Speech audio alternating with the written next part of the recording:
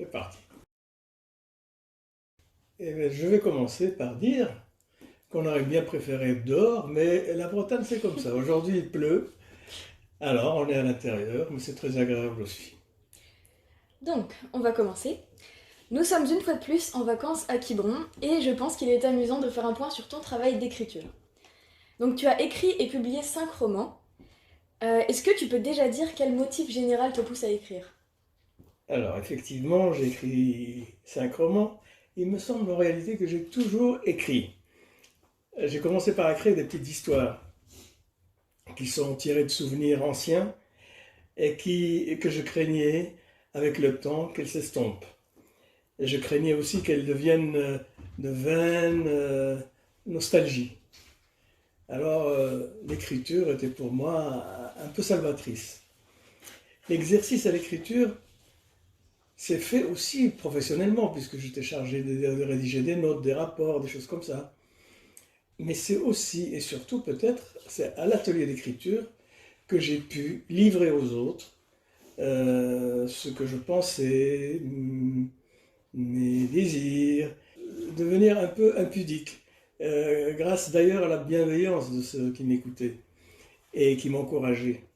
L'atelier d'écriture est une très bonne expérience qui, qui est un pas important vers la publication, parce que quand on se livre aux autres, parce que le bouquin finalement, une fois qu'il est terminé, il ne t'appartient plus, il appartient aux autres qui te jugent ou qui ne te jugent pas. Ça leur appartient. J'ai eu beaucoup de mal par contre avec mon premier roman. Parce que d'abord c'était le premier, je n'avais aucune technique, j'ai cherché à savoir comment les autres faisaient. Chacun me disait, mais on est libre, il n'y a pas de méthode, il n'y a pas de règle. Comme je n'ai pas de formation littéraire, eh ben, j'ai commencé par une histoire qui me tenait à cœur, probablement qui était enfuie, et qui a pris le dessus. Elle a pris d'abord plusieurs directions, et ensuite elle s'est fixée sur une seule, qui était celle du bouquin, et qui me satisfait. Je dois dire que voir son premier livre publié est un grand bonheur, un bonheur inoubliable. Alors je reviens au motif, hein, le motif qui fait que j'écrive. C'est le plaisir d'écrire. C'est le plaisir d'écrire et de vivre plusieurs vies à travers les personnages qu'on crée. Et ça, c'est vraiment passionnant. Chaque roman est une histoire nouvelle. Est-ce qu'il y a un lien entre chaque histoire? Et est-ce que ce lien te constitue en tant qu'auteur? Question difficile, mais c'est une bonne question. D'autant que l'on dit souvent qu'un auteur n'écrit qu'un seul roman dans sa vie et que tous les autres, ce sont des reproductions. Sur les 5, je suis incapable de dire lequel est ce roman principal, ce roman guide.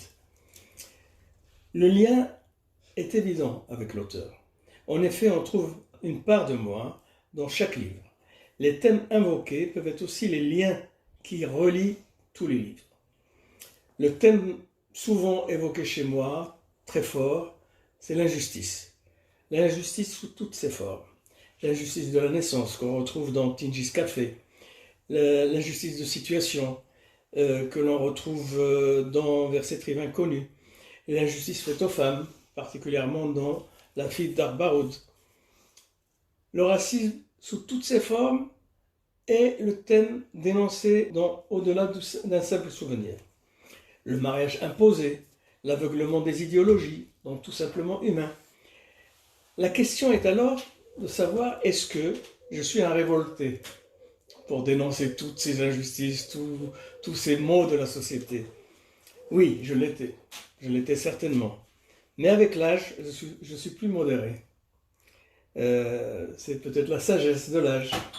Je mets toujours en avant la responsabilité individuelle. Car la première tâche d'un être humain est d'être satisfait de sa vie, de satisfaire à la vie. Dans tous tes livres, sans exception, tu reviens à Tanger. Je voudrais savoir pourquoi. Est-ce que c'est une part de toi que tu aimes retranscrire dans tes livres? Le retour à Tanger, il faut le voir sous forme, dans mes livres, sous forme de parabole. En réalité, c'est le retour aux sources. Et j'y vais pour me ressourcer. Je suis persuadé que chez chaque être humain, tout se joue dès l'enfance. Et il se trouve que mon enfance était à Tanger. Au-delà du fait que c'est une jolie ville, une passerelle entre deux cultures, elle est l'Occident et l'Orient réunis. En tout cas, cela devait être sa vocation, compte tenu de son histoire. Est-ce encore le cas? J'en doute. Sans Tanger et sans ma vie à Tanger, mes romans n'auraient aucune saveur, surtout pour moi. Je ne parle pas de Tanger comme un guide touristique dans mes livres, mais comme un lieu où j'ai vécu des joies et des drames, où j'ai humé des parfums sublimes et des odeurs nauséabondes, où j'ai côtoyé l'amour et la trahison, la triste réalité et le rêve sublime. C'est vrai, Tanger me constitue. Et je lui rends visite comme on rendrait visite à la maternité de l'hôpital, à la joie de la naissance, à côté de la morgue. Mais il ne faut pas oublier la lumière de Tanger. La lumière de Tanger apaise les esprits les plus torturés. Ce n'est pas par hasard que des peintres célèbres comme Matisse y ont séjourné et ont produit de belles œuvres. On va citer quelques passages de tes livres, mais d'abord, est-ce que tu te décrirais comme un auteur optimiste?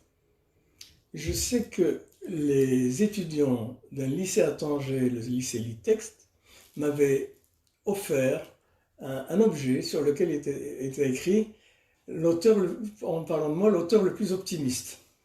Je crois qu'ils ont bien compris.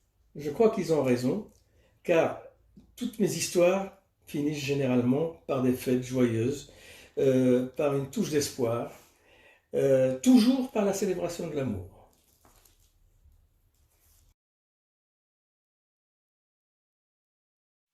Et ben voilà, et on avait presque terminé. Il y a une question de mon petit-fils Noé, notre caméraman. Ouais, parce que moi, on m'entend pas assez souvent, donc là, j'ai une question. Exactement.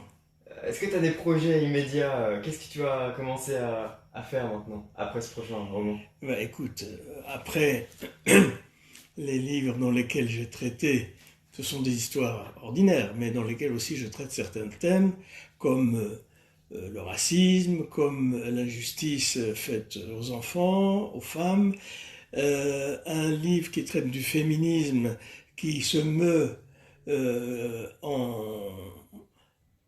qui devient humanisme, c'est-à-dire c'est le terme du féminisme.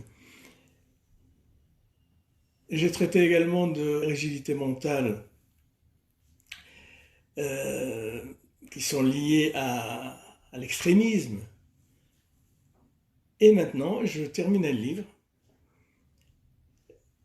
qui s'intitulerait, pour l'instant c'est un titre provisoire, L'Intégré, et qui est l'histoire d'un homme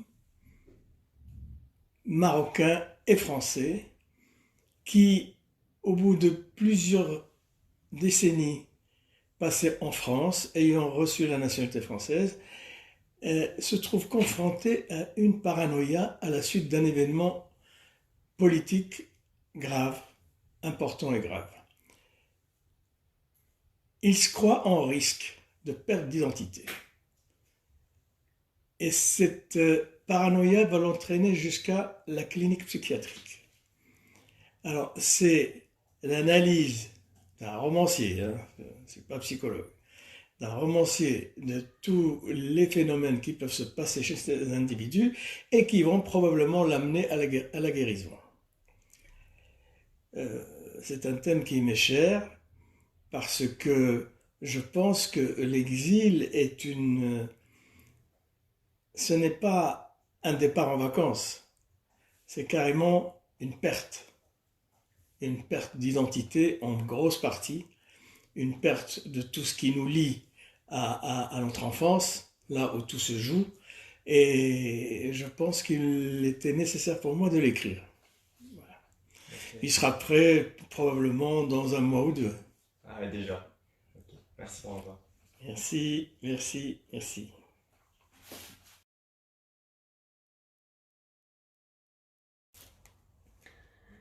Je vais vous lire un extrait tiré de Tingis Café, page 43.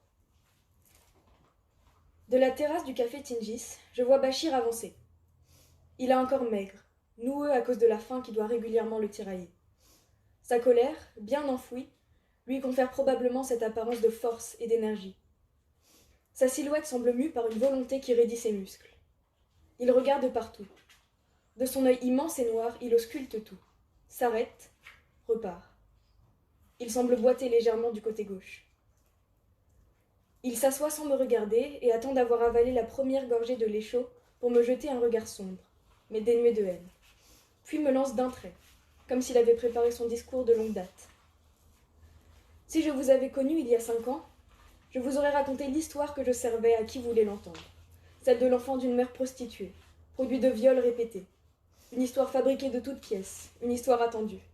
Une histoire qui n'est pas la mienne et qui me permettait de prendre de la distance avec mon passé.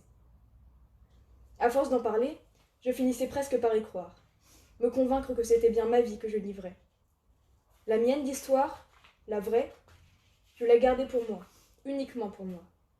Elle est trop personnelle, encore trop douloureuse. Bravo. Voici un passage tiré de la Fille d'Arbaroud, page 39. C'est le jour du grand départ. Dans la cuisine, j'embrasse ma mère qui, comme d'habitude, se lamente et gémit. Je n'arrive pas à savoir si c'est la douleur de la séparation qui la met dans cet état ou simplement une vieille habitude, une façon d'être, un besoin d'amour qui s'exprime mal. Je retrouve mon père dans le salon, à la même place, fixant le sol, son corps se balançant légèrement de gauche à droite.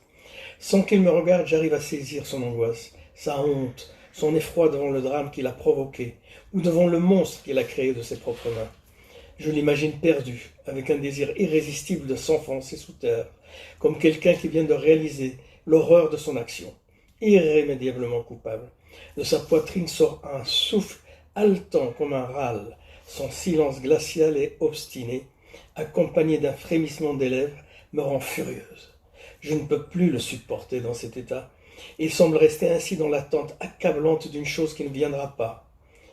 En dehors de l'alcool, il ne sait plus où se réfugier. Il a la certitude d'avoir perdu son crimo, en même temps que l'estime de sa famille et de toute l'humanité.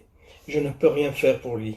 Je me penche cependant, l'embrasse sur le front, en lui disant sans attendre de réponse « Je te pardonne, papa. Prends soin de toi, je pars. »